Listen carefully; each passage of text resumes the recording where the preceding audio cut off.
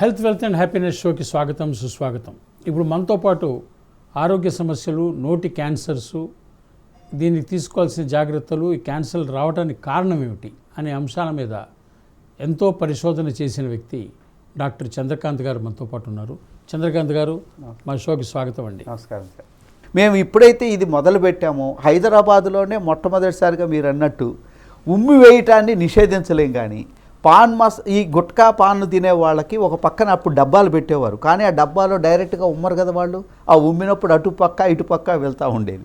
అందుకని ఆఖరికి సాయిబాబా, వినాయకుడు లాంటి విగ్రహాలను కూడా తీసుకొచ్చి ఆ కార్నర్స్లో పెట్టడం జరిగింది. అవి అయితే పవిత్రంగా ఉంటాయి, ఉమ్మివేయరు అని.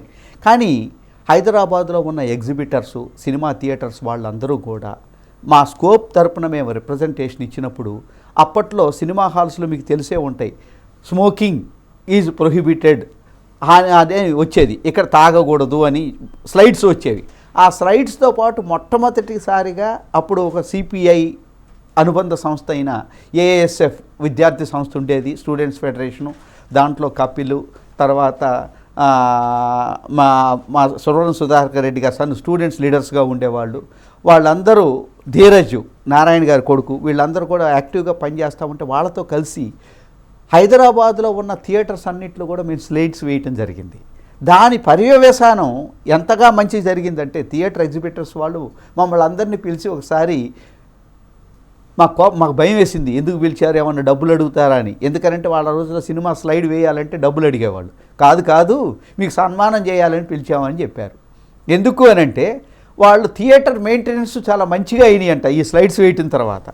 అలానే ఇక ఈ మధ్యన అయితే కనుక మ్యాండేటరీగా గవర్నమెంటు ప్రతి సినిమాకి ముందు ఈ నగరానికి ఏమైంది, ముఖేష్, ఇటువంటి అన్నీ చూస్తూనే ఉన్నాం. అందువల్ల ఇప్పుడు థియేటర్సు మెయింటెనెన్స్ బాగా అయింది. ఇంటర్వెల్లో సిగరెట్లు, పాన్లు, గుట్కాలు, పాన్ మసాలాలు అమ్మే స్టేజ్ నుంచి వాటి కోసం అమ్మకోకుండా ఒక స్మోకర్స్ క్యాబిన్స్ అనేవి కూడా పెట్టడం జరిగింది. మీరు చూసే ఉంటారు, ఈరోజు థియేటర్స్లో ఎయిర్ కండిషన్ థియేటర్స్ వచ్చిన తర్వాత ఎవరు కూడా స్మోక్ చేయడానికి ఆస్కారం లేదు, అది ప్రొహిబిటెడ్, ఫైన్ కూడా వేస్తారు అండ్ శిక్షార్హమైన నేరం కింద దాన్ని గుర్తించారు.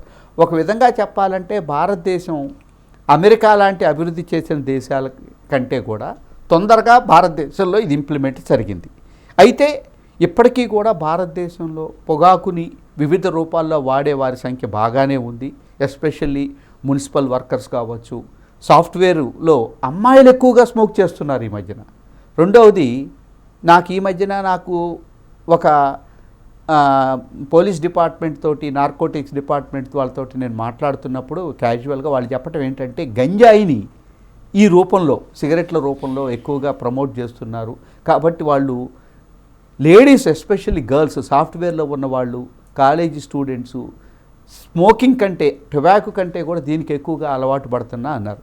ఏ విధంగా చూసినా కానీ ధూమపానం అనేది శరీరంలో వెంట్రుక నుంచి కాలిగోటి వరకు, కంటి నుంచి, పంటి నుంచి, గుండె వరకు, కిడ్నీల వరకు అన్నిటిలో శరీరంలో ప్రతి భాగానికి దాదాపు 2400 విష పదార్థాలు ఉన్న పొగాకు శరీరంలో ఏ భాగాన్ని వదిలిపెట్టకుండా, సిఓపిడి కావచ్చు, ఆస్తమా కావచ్చు, లంగ్ క్యాన్సర్ కావచ్చు, హార్ట్ అటాక్స్ కావచ్చు, కిడ్నీ ఫెయిల్యూర్ కావచ్చు, జీర్ణ వ్యవస్థ లోపాలు కావచ్చు, అల్సర్స్, ఇవన్నీ రావడానికి ఆస్కారం ఉంటుంది. కాబట్టి అవగాహన కార్యక్రమాలు, అవగాహన పెంచడం అనేది చాలా ముఖ్యం.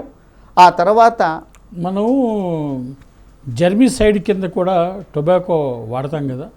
మీరు వ్యవసాయంగా చూసినట్లయితే కనుక జర్మిసైడ్ కింద మనం వాడతాము. కానీ నేను వ్యవసాయం వైపు మాట్లాడట్లా, మనం ల్యాబుల్లో పొగాకు వల్ల మనం ల్యాబ్లో పొగాకుని జర్మిసైడ్ కింద వాడతాం. మీరు ఇక్కడ మీకు గుర్తుందో లేదో, నాకంతా ఒక అవగాహన లేదు, కానీ నాకు తెలిసినంతవరకు ఏంటంటే, ఎవరికన్నా జలగలు పడితే మాత్రం పొగాకు ఉమ్మేస్తే జలగ విడిపోయేది.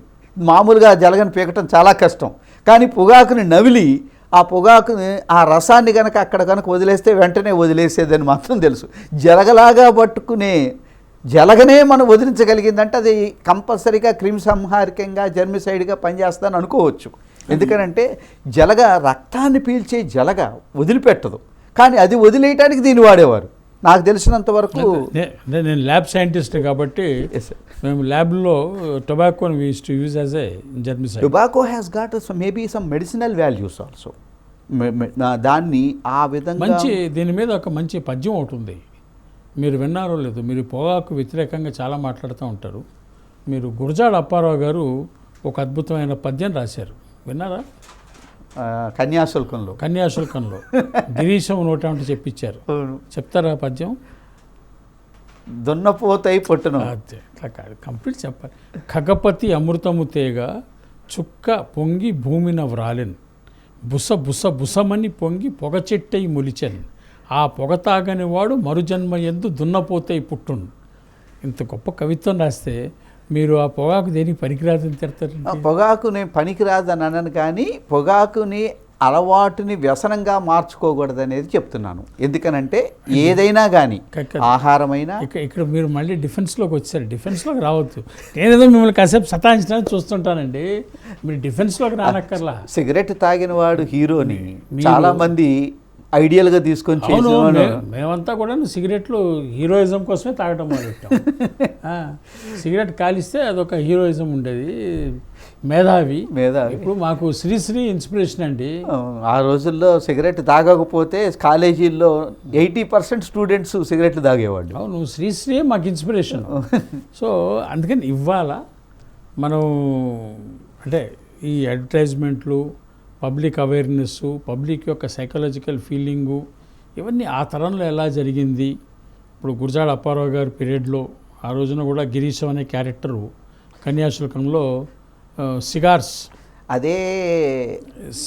కాల్చడం, చుట్ట కాల్చడం అంటే ఆ రోజున ఉన్న సాంస్కృతిక పరిస్థితిని అద్దం పట్టినట్టుగా ఉండేవి. ఈనాడు మీరు కనుక గమనిస్తే ప్రపంచవ్యాప్తంగా భారతదేశంలో స్మోకింగ్ తగ్గింది, కానీ భారతదేశంలో రిలేటివ్లీ చాలా తగ్గింది స్మోకింగ్. యూరోప్లో తగ్గలేదు. యూరోప్లో చాలా ఎక్కువగా ఉంది సార్. ఎక్కువగా ఉంది. మీరు దీంట్లో నేను 2002లో జపాన్ వెళ్ళినప్పుడు అక్కడ బుల్లెట్ ట్రైన్స్ ఇట్లాంటివన్నీ ట్రైన్స్లో స్మోక్ ఫ్రీ కంపార్ట్మెంట్ కావాలంటే మనము అడ్వాన్స్గా బుక్ చేసుకోవాలి. అన్నీ స్మోకింగ్ కంపార్ట్మెంట్సే ఉంటాయి. అక్కడ 2-3 మాత్రమే పొగాకు ఉండదు, దాంట్లో వాడకం అంటే స్మోకింగ్ చేయడానికి ఉండదు. ఎంతగా స్మోక్ చేస్తారంటే జపాన్లో, అక్కడికి వెళ్ళేంత వరకు నాకు తెలియదు. పొగాకు అంటే రాజశేఖర్ అని ఒక ఐఎఫ్ఎస్ ఆఫీసర్ అక్కడ ఉన్నప్పుడు, ఆయన గారు ఇన్విటేషన్ మీద వెళ్ళినప్పుడు నేను అక్కడికి వెళ్ళి, జపాన్ చాలా అభివృద్ధి చెందిన దేశం కదా, అక్కడి నుంచి మనం ఏదన్నా టెక్నాలజీ కానీ వాళ్ళ ప్రాక్టీసెస్ కానీ తీసుకొద్దామని నేను అనుకున్నప్పుడు నాకు ఆశ్చర్యం వేసిందంటే మనకంటే చాలా విపరీతంగా కాల్చేస్తున్నారు వాళ్ళు. అసలు ఎంతగానంటే ఒక్కొక్కళ్ళు రోజుకి 4-5 ప్యాకెట్స్, ఒక్కొక్క దాంట్లో 20 ఉంటాయి. వాళ్ళు అంతగా కాలుస్తున్నారు. ఎక్కడ చూసినా కానీ టొబాకో కన్జంప్షన్ చాలా ఎక్కువగా ఉంది సార్ అక్కడ. అంటే ఇక్కడ ఒక డైలెక్టికల్లీ అపోజిట్ వ్యూ ఉంది మన డిస్కషన్లో. ఒకటేంటంటే ప్రపంచవ్యాప్తంగా పొగాకు కాల్చేవాళ్ళు ఉన్నారు. అదేవిధంగా భారతదేశంలో పొగాకు కాల్చడం కన్నా పొగాకుని వివిధ రకాలుగా వినియోగించడంలో ఉంది భారతదేశం. బహుశా మెడిసినల్గా అనను, కానీ పొగాకుని విదేశాలలో కేవలం సిగరెట్ రూపంలోనే కాలుస్తారు. మన దేశంలో మీరు కనుక వెళితే శ్రీకాకుళంలో అడ్డచుట్ట అని నిప్పు నోట్లో పెట్టుకుని పీల్చే రకాలు ఉన్నారు.